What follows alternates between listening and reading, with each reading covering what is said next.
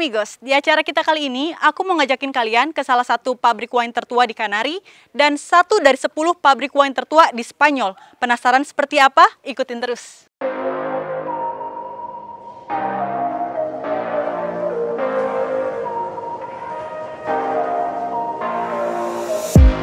Kali ini kita sedang berada di pabrik wine El Grifo. Tapi sebelum kita mencicipi wine yang terkenal dari pabrik ini, ada baiknya kita mulai dari sejarahnya terlebih dahulu.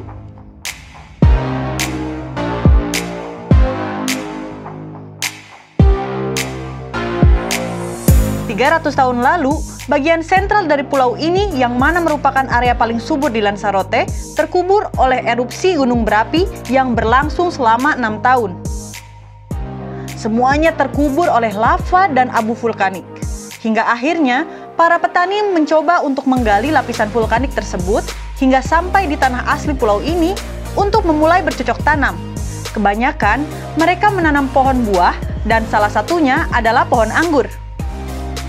Tahun-tahun berikutnya, sekitar tahun 1775, dibangunlah pabrik wine ini, yang mana merupakan pabrik wine tertua di Kepulauan Kanari dan satu dari 10 pabrik wine tertua di Spanyol.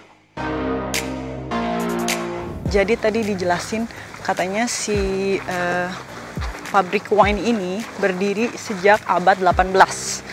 Dari mulai itu si tempat yang sekarang dijadikan sebagai museum sebenarnya masih dipakai sebagai pabriknya, cuman dia diperbesar gitu, ada yang lebih modernnya lagi. Tapi tetap di-keep sebagai tempat untuk informasi gimana cara mereka bikin si wine dengan alat-alat yang masih tradisional banget dulunya. Nah, nanti kita bakalan diunjukin kayak gimana sih dulu pembuatan wine itu. Sekarang kita lagi ada di ladang anggurnya. Cantik banget kan?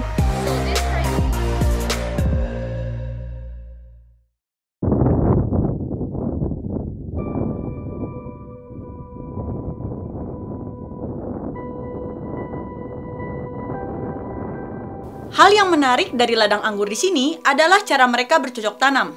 Jika diperhatikan, setiap pohonnya memiliki dinding setengah lingkaran yang mengarah pada satu titik direksi.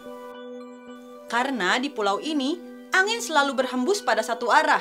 Maka dari itu, dinding ini berguna sebagai tameng pelindung si tanaman. Tapi jika dilihat semakin dekat, dinding ini hanyalah susunan batu tanpa semen. Jadi masih ada lubang pori-pori untuk angin. Angin tetaplah diperlukan oleh tanaman untuk menghilangkan kelembaban yang bisa menyebabkan tumbuhnya jamur dan hama. Nah, berbicara soal hama, kita juga sempat dibuat takjub oleh fakta yang mengatakan bahwa ratusan tahun yang lalu ada hama yang berasal dari Amerika terbawa hingga ke Eropa dan menyerang ladang anggur yang mengakibatkan punahnya pohon-pohon anggur di berbagai negara di Eropa. Nama hamanya adalah Phylloxera. Tapi karena posisi Kepulauan Kanari jauh di sisi selatan benua Eropa, si hama ini tidak bisa sampai ke sini. Maka dari itu, pohon anggur yang ada di belakang aku saat ini adalah pohon anggur tertua di Eropa, yang usianya sudah mencapai lebih dari 220 tahun. Kita bisa menyebutnya sebagai pohon anggur dinosaurus.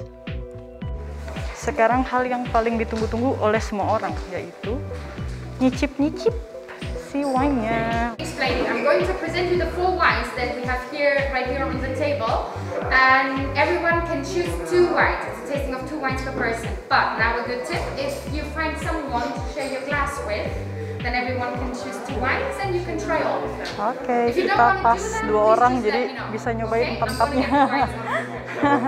Ya, kita kan bisa 4 ya, Beb? Bagus. Also, I want to mention before we start.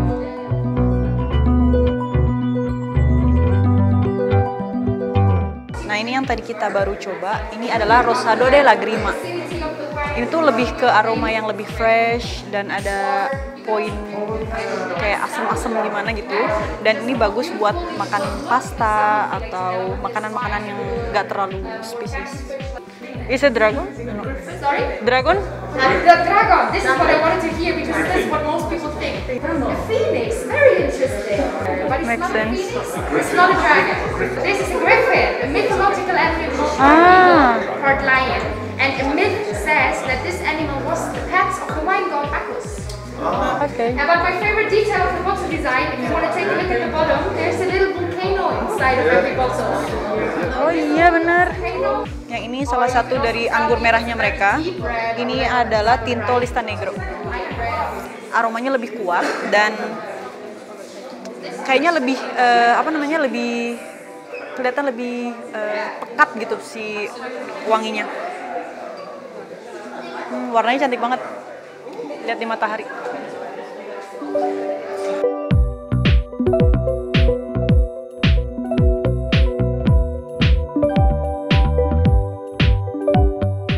Nah, sekarang ini aku lagi sama mbaknya, Mbak Jaki. Jadi sekarang aku mau nanya, yang mana sih yang dia paling suka?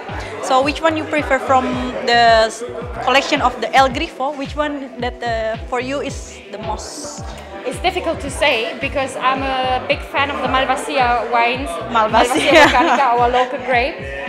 So I actually have 3 favorite wines that are for different occasions. One of them is definitely the Seco collection.